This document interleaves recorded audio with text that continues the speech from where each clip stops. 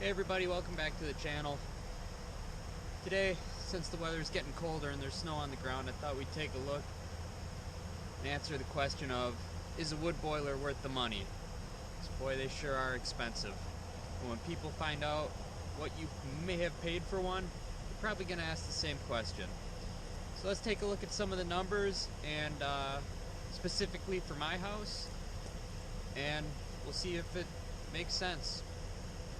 A few of the broadest things that you have to look at is what fuels are actually available at my address. You know, is there natural gas on your street? Are you out in the middle of nowhere? You have to get fuel delivered. Do you have electricity even? And thinking about electricity and fuel, will the price of it go up? Spoiler, yes it will. It might go down, but it's probably going to just keep going up. Another important thing to think about is how much time can I spend actually doing the fueling, because as with most things, the more time you put into it yourself, the less money you're gonna spend. So I'm gonna be throwing a lot of numbers out in this video. I wanted to give an actual example. In this case, it's my example of my house and my shop, my hot water, and how we're doing it. So let's just lay out what we're going to be looking at today and our setup. We have a 1900 square foot farmhouse. It's not very drafty. It's got some modern windows and it's still got some old windows in it, but we have them plasticed up. The walls are well insulated. It has an addition on it that was added later that's well insulated. We have a 40-gallon water heater, which is electric, and we have a 1,400 square foot post frame shop building with radiant in slab floor heat. So in all the numbers that I'm going to be throwing out in a minute, that's what we're heating. So when we moved in, there was a very old fuel oil furnace in the basement with a 300-gallon tank and an older electric water heater, which we replaced with a newer one. Also, the shop didn't have any heat. I added that. Recently, this winter, we bought this central boiler, 560 HDX titanium, fancy name I know. It's their second to smallest wood boiler. It has a stainless steel box. It's a gasifier unit. I'll get more into what that is later. Bottom line is it's on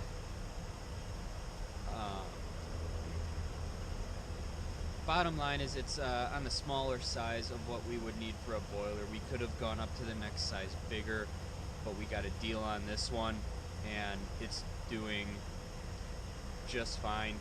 Even when we throw the shop floor into it, it'll still be well within the limitations of the unit. So we're going to start our cost comparison with one of the more common options in the area around here when you don't have gas on your street, because we don't. Which is fuel oil. Our neighbors heat with fuel oil. The neighbors next to them heat with a combination of fuel oil and wood. It's a more common on the street that we live on. So, like I said, we have a 300-gallon tank in the basement. 300 to 500, kind of a common size.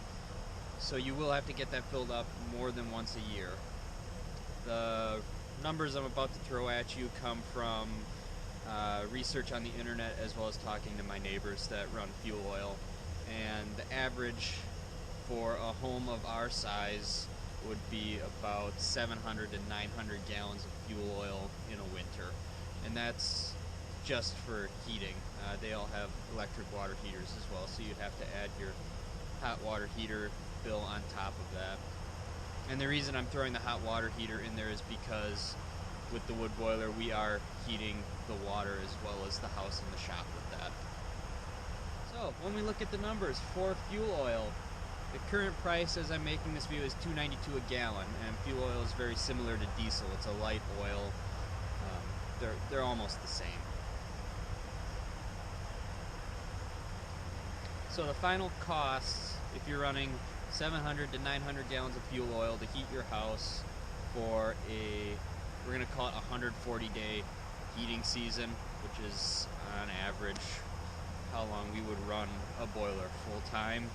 you're looking at between $2,044 and $2,628 per season, and that's not counting delivery charges to get the fuel oil to your house. We're pretty lucky here where if we were going to use fuel oil or propane, the delivery depot is only about a mile away. So, the pros of fuel oil are it's a low-cost system. It's just a furnace, just like if you were using natural gas, and there's not much else to it. It's usually a forced air system. It can also be a boiler system. The cons are the oil is going up in price. Obviously, it does dip down. It basically follows about what the price of diesel fuel is doing. Another con is that the tank in your basement does take up space. Think about like the floor space of a big chest freezer, or even a little bit more if you have the larger 500-gallon tanks. The other con is you do need to get those deliveries. You gotta stay on top of it, make sure you don't run out of oil, because you run out of oil, you run out of heat. Next up, the other option in the area that the neighbor down at the far end of the street uses is propane. You know, the same stuff you put in your gas grill, what have you. Picture a much bigger tank and just running it to a furnace or boiler system in the house. Also, a lot of people heat their hot water with it as well, same as like with a wood boiler. So price-wise, currently propane's about $2.32 a gallon, and this price tends to fluctuate more with demand, which is kind of based on the season. You know, propane's cheaper and a lot more available in the summer than it is in the winter, so usually there's a pretty good price jump for fall going into winter as people realize their tanks are a lot lower than they thought. So using our example of our house, and again this is based off of the internet and talking to my neighbors about how much they spend to heat a similar sized house, you're looking at just under $2,500 in propane, and you're probably going to have to get that in 2, possibly even 3 shipments on the normal size tank. And with propane, you have the option to also rent the tank. So if you rent the tank, yeah, you got to pay rental fees on it, but if anything ever happens to it, the company is just going to bring in a new tank. If you buy your own tank and have a company fill it, you're responsible for maintaining that tank. Well, that brings us to the star of the show today, and that is the wood boiler, which if you're watching this video is probably what you're curious about. So the last option, and the one we kind of based the whole video around, is becoming more popular but still not as much so, is the wood boiler. So if you don't know, the way these things work is they heat up water in the boiler, and then pipes underground run to, in my case, the shop where there's a manifold for the floor, and then onto the house. And it actually heats the shop on the way back from the house, but the pipes run through the manifold area in the shop. So like I said before, with this unit we also heat the hot water.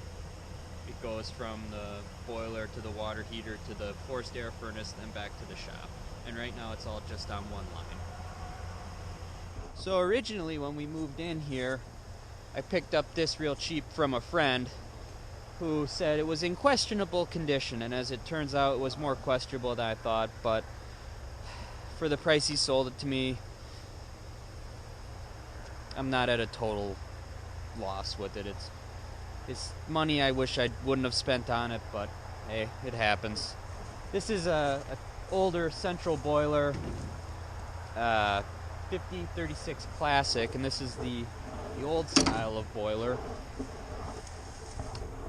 Is just a box.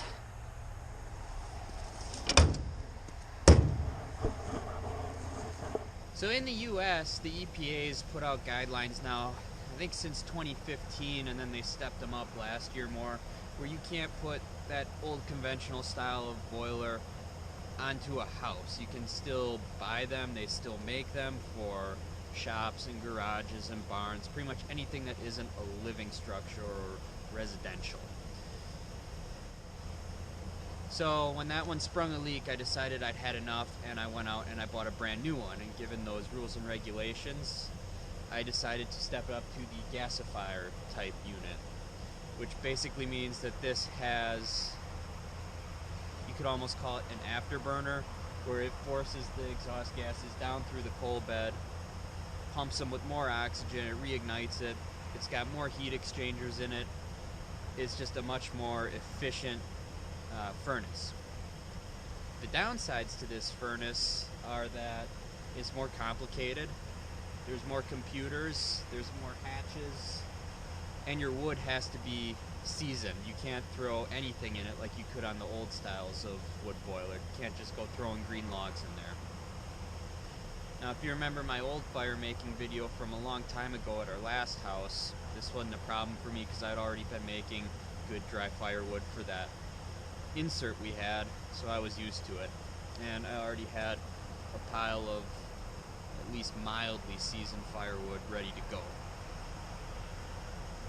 So while we're talking about firewood, how much firewood can you expect to go through?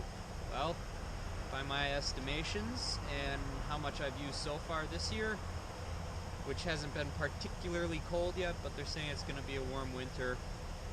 We have had one cold week. If we keep going at this rate, we'll burn between 6 and 7 cords.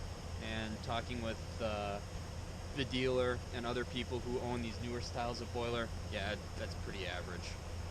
And it should be pointed out that we are not heating the shop with it this winter because it's not insulated yet. So this is currently just heating the house in our hot water. The number of cords I use will go up when we add the shop into the mix. I said before that these new gasifier stoves are very efficient. I meant it. This little pile of ash here, that's 2 weeks. And it's even still got some coals in it that could have been left in there, but they got scraped out with the finer ash, so not a lot of leftovers. Let's talk about cost. This is by far the most expensive furnace that you're going to use out of the 3 options. This one, in 2021, it was basically a last year model special. I picked up for in and around $10,000, which is a lot of money. But when you look at how much you're spending on fuel for the other furnaces, I don't feel quite as bad about it. You also still need to have some sort of air handler for forced air, some sort of boiler system, something in the house to distribute the heat, and those costs are above and beyond the number I just mentioned. So what about fuel? Firewood is the cheapest fuel that I saw on the list, but not by as much as you think. However, that really depends on how you get it. I was in tree service for a while, so when I had my own tree service, I had more wood than I knew what to do with that I'm still going through, even though I've closed up shop professionally almost 2 years ago. I also still have friends in the industry that bring it out here, and I can fit about 2 cords in my trailer, so I really only need about 3-4 trailer loads of wood to get through a winter. However, that does mean I'm spending a lot of time splitting, stacking, sawing, and that's where the how much time are you willing to put into this comes in.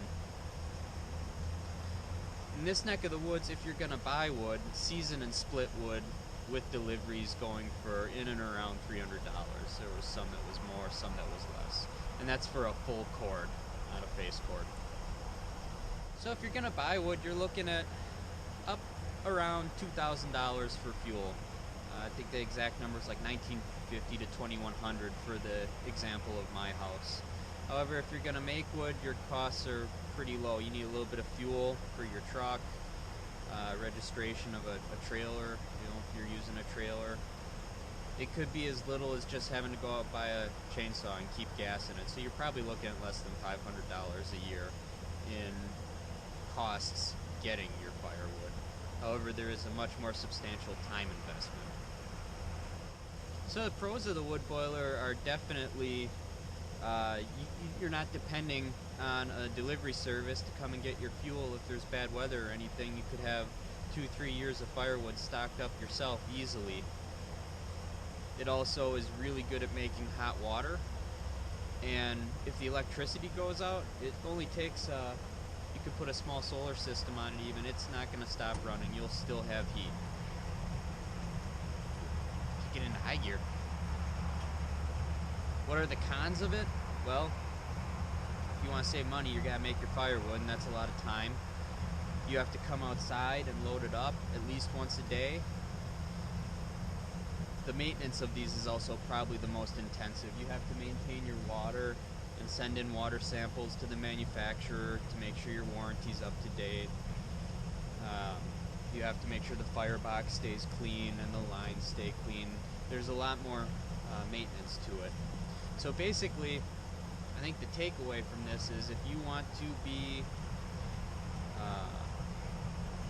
almost off-grid with your heating system, that the firewood's the way to go.